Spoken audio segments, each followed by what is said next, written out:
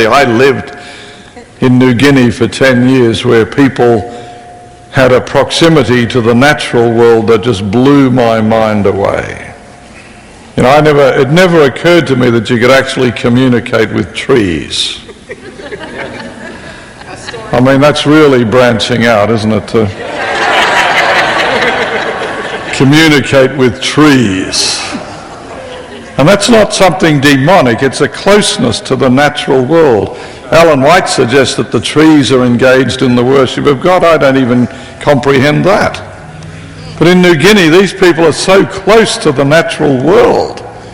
Like my students would be sitting in class and one of them, these are theology students, the most educated young people in a country where 70% of kids at that stage didn't even get into school. And I'm dealing with kids who've been through high school and they've come to college. And one of my students will raise his hand and I'll say, "What is it?" "Oh, well, Pastor, I need to go home to the village." Once they go, they never, absolutely never come back. You've lost sometimes your best students. I could weep. I'd say, "Why?" Then he'd put his head down and say, "Well, I can't say because you will laugh at me. My humour was famous." So I would say to them, "Well, look, what if I promise and try really hard not to laugh? I'm going to really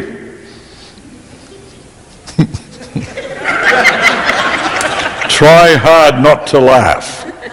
Because I know what he's going to say.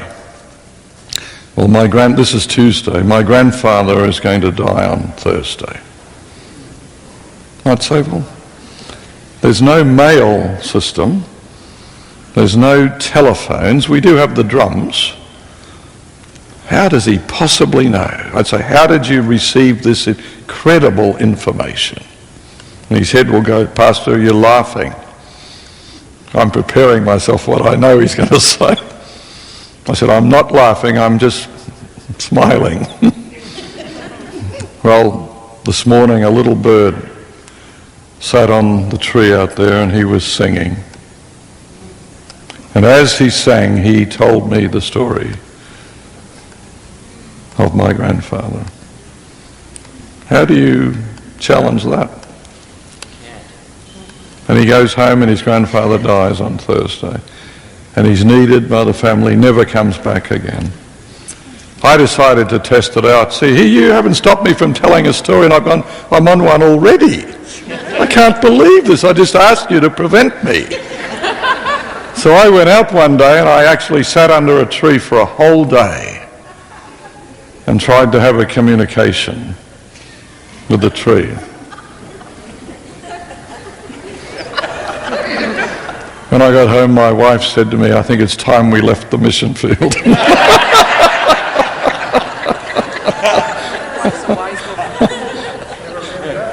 But interesting enough, I have a brother, as some of you know, who has lived in New Guinea for 45 years and has not been home once. He speaks to trees. He doesn't speak English anymore. He's become fully a native in New Guinea. He's married to a New Guinean. Well, he's actually married to 3 New Guineans. He has 3 wives and 25 children. Well, that's at least the ones that he acknowledges. He has many more, but officially 25. And 15 years ago, when the big chief died in his tribe, because his number 1 wife was the big chief's daughter, they voted him in to be chief of the tribe. So I actually have a brother who's a New Guinea chief. You really can't match that, can you?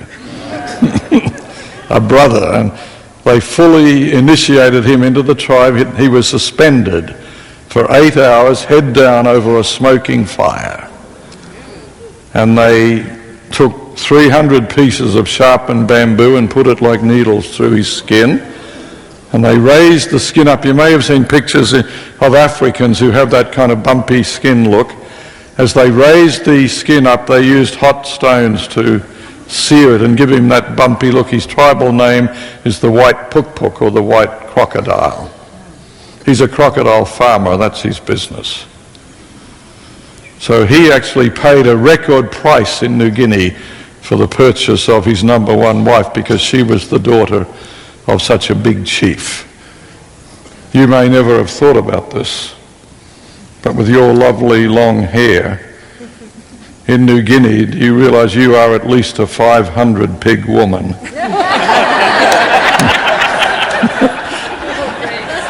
See me later if you're interested. You know? And by the way, your husband will shave that hair of yours, that lovely hair of yours, off every month and add it to his wig, which will just grow bigger and bigger. You may have seen pictures of the wig men. The wigs are coming out like this. He's got many wives and he's proud of it, and here's the wig showing it. Well, you're about a 700 pig woman. Look at this hair here. My brother paid 5,000 pigs for his number one wife. She was the daughter. Oh my goodness, I failed to see you. You're a 1,000 pig woman. Look at that. Wow. Stop telling stories. Okay.